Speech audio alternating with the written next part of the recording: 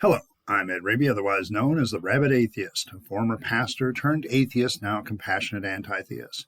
Welcome to my channel. Feel free to like or dislike the video as you see fit, so feel free to hit those buttons. Feel free to comment below, and I would appreciate it if you would subscribe to the channel and hit your notification bell for more content as it is released.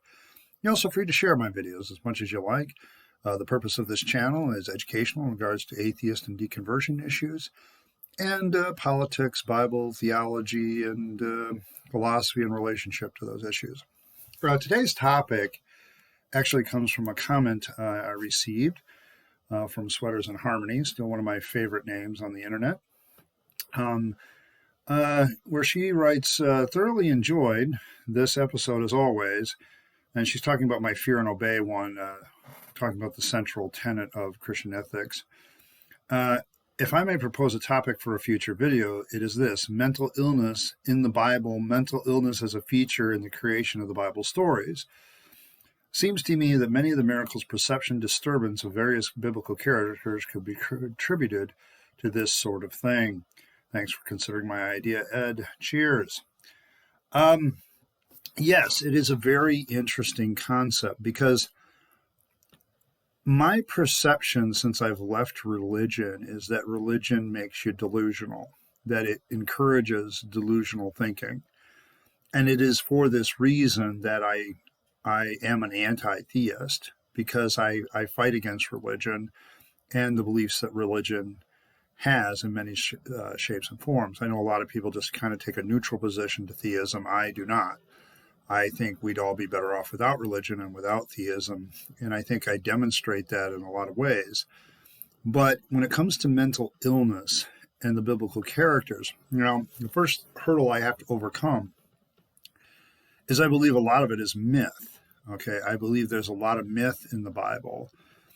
And so certain characters, you could probably explain their behavior due to a mental illness, but did they really even exist becomes a good question.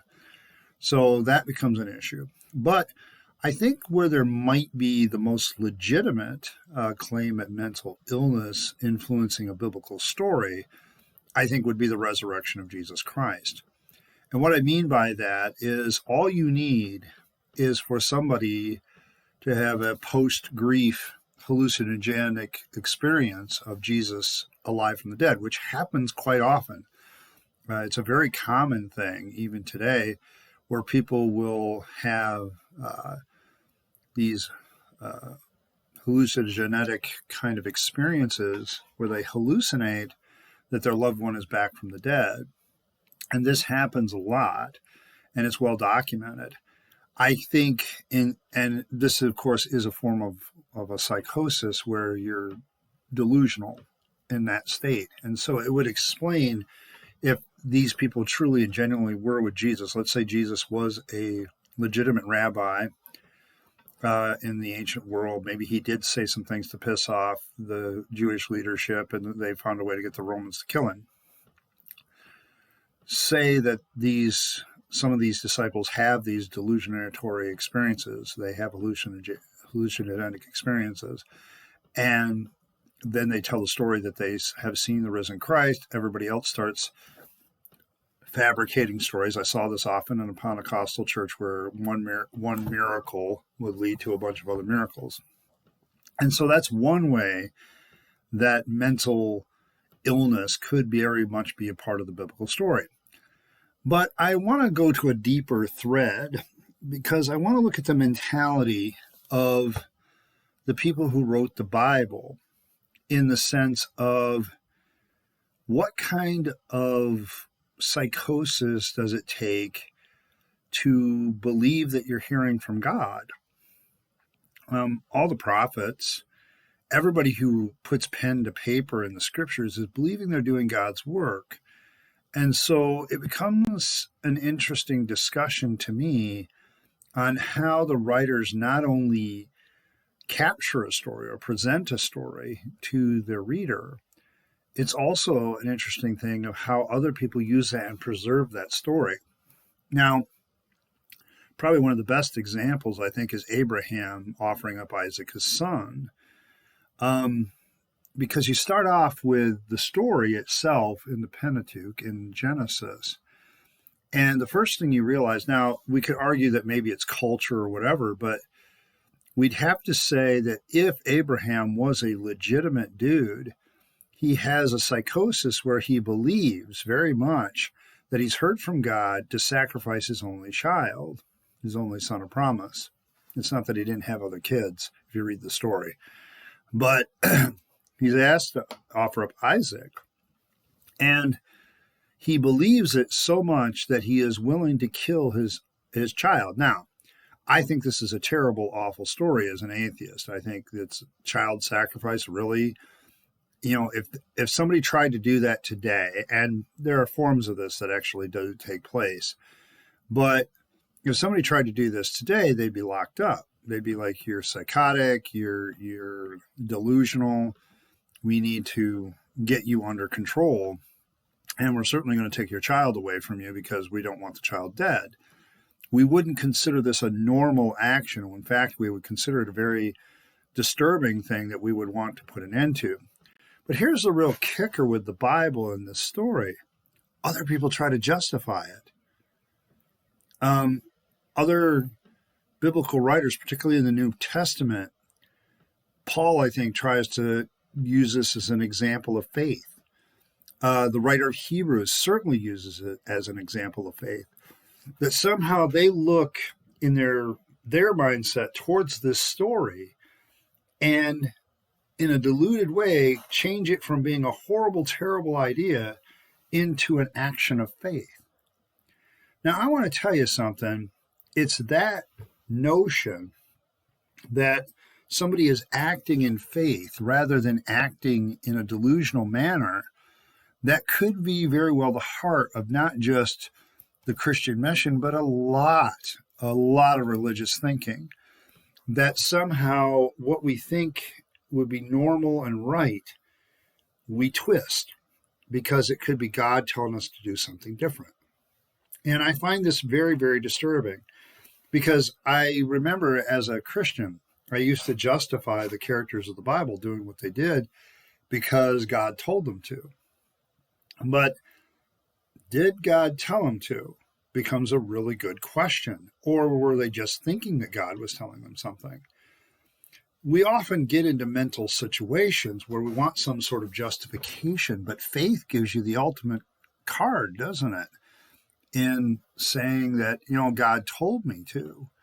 This really creates something that I consider to be mentally dangerous. And when I talk about deconversion, for me, looking at these characters, and before I would say, okay, they're not crazy, they're just following God. God's real, so, they're just doing what God has told them to do. Jesus going to the cross is a great example. It'd be like, really? Why? The most sensible thing to me in the story is Jesus saying, hey, can't you find some other way to do this? Because if it's God, to me, it's like, I can think of 20 different ways that God could have accomplished what he wanted to accomplish. Like, say, you know what? Putting people into an eternal torture chamber forever for something you guys do for, at the most 100 and some years. Yeah, it seems a little bit extreme, I think I'm just going to forgive everybody. If I can come up with a better plan than that. But the biblical writers of the Gospels think that this is a great story of self-sacrifice for the rest of the human race. And depending on which gospel writer you read, the take on it is different. Was Jesus just a human? Was he God incarnate? Or something in between? And so, but this notion that faith can justify anything. Now, I want you to think about that when we think about Paul. Paul talks about how faith justifies. Now, I want you to just kind of go with me a little bit and push that to the logical conclusion. What if your faith is telling you to kill someone or blow up something or, commit, suicide?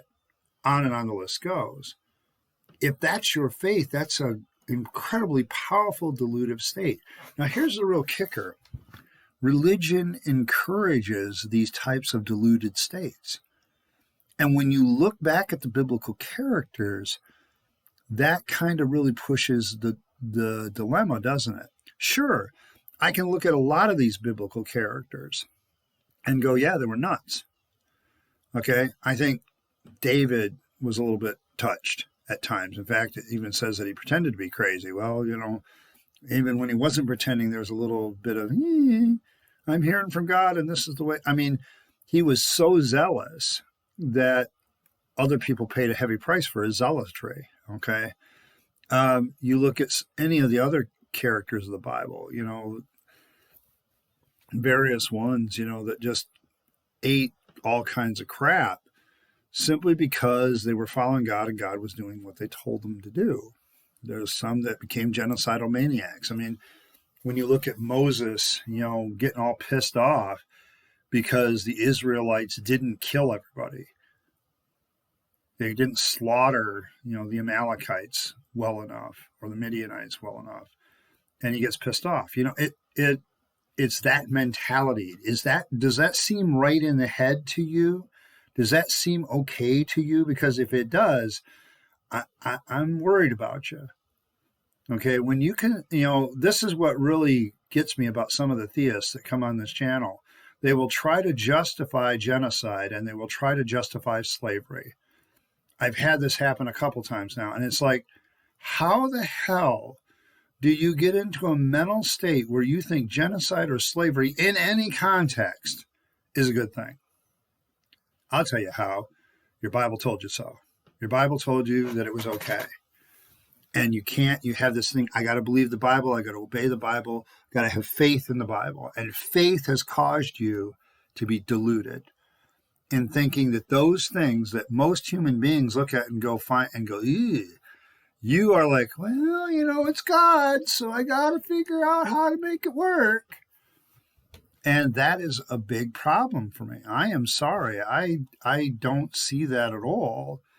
And when I watch people try to justify this crap, it just drives me nuts. And this is kind of the connection. You have biblical writers who are justifying the psychosis of their characters, which is a real bigger issue to me.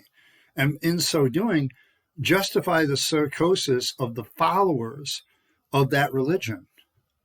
So somebody's nuts if they're going around saying, well, but I'm hearing from God, then all of a sudden it all goes away? I don't know. You tell me. But yeah, do I think some of the biblical characters are examples of nutsness and being crazy? Yeah.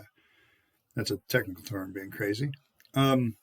Or do I think that this leads to a certain path? But the more alarming thing to me, the current problem, is the fact that people believe it to the point they will act on it.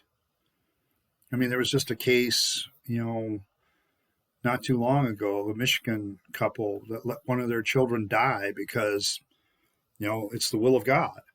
A medically treatable thing. But they let their child die. And the second child that had this situation, the state had to step in, give that child the life-saving treatment. All because of religion. Don't tell me religion still doesn't kill in the United States. It does. Okay? It's just far more subtle, and it's more about parents being nuts because they believe their book. As somebody with a degree in that book, a couple of them, yeah, I'm going to tell you something about your book. It's bullshit.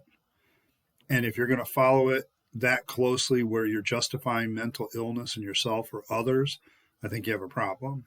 And you need to get it fixed. And you'd be better off taking that book and piling it somewhere else.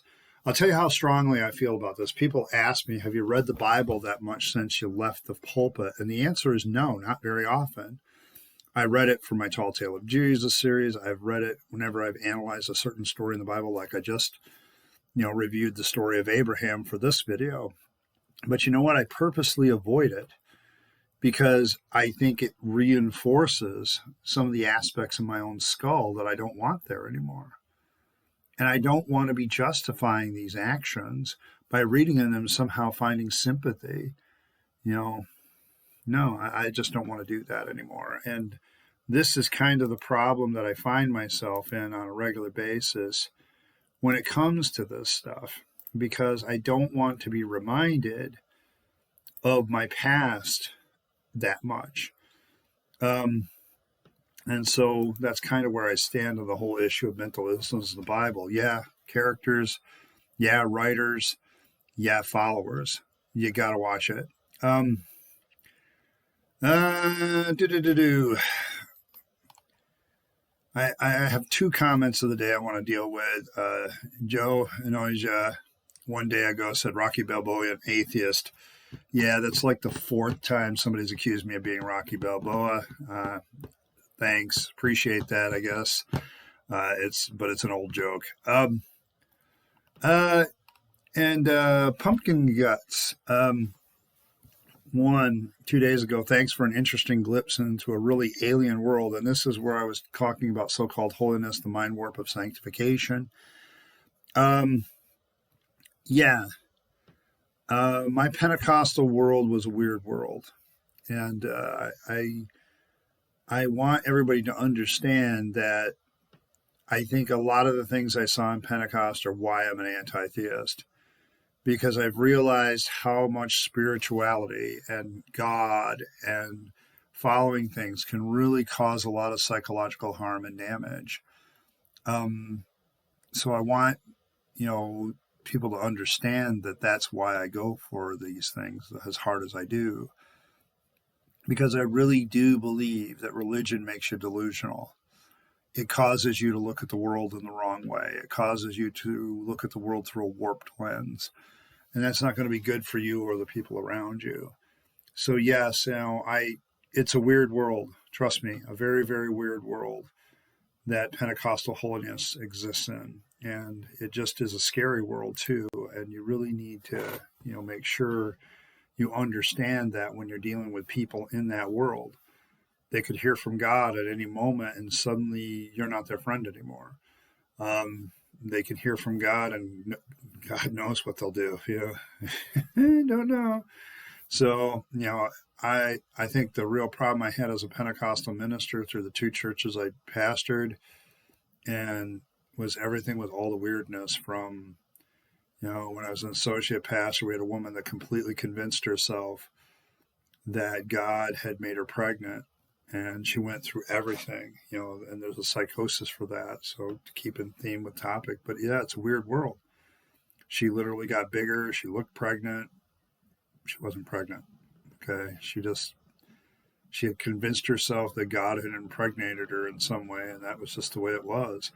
And I've seen that from people believing they were healed of cancer and then 6 months later dying from the original diagnosis.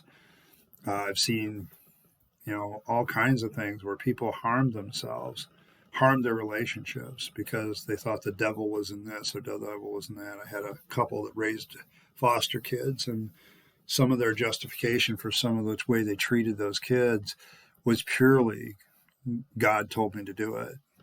And it was like, oh my God, lady, you're being abusive. And it's that kind of thing that still haunts me from time to time. So, it's a weird world. Religion and faith, particularly the more extremist, fundamentalist, mystical side of faith, can be very, very dangerous and very, very devastating. So, yeah, you're welcome, but I hope it wakes you up to some of the dangers this stuff can do. And we got to, cultish behavior is cultish behavior, regardless of whether it's found in a mainline denomination or a political movement. It doesn't matter. Well, I want to thank you all for coming by. I appreciate you being here to listen to me pontificate for a little bit. I appreciate all the recent subscribers. Thank you for those of you that are new for coming in on my little channel here. I appreciate that. And hopefully someday I can convince you to be a rabid atheist like myself. And I just want to say, like, share, and subscribe as always. And in the meantime, this is Ed Rabyd, also known as the Rabid Atheist, signing off and wishing you a good day.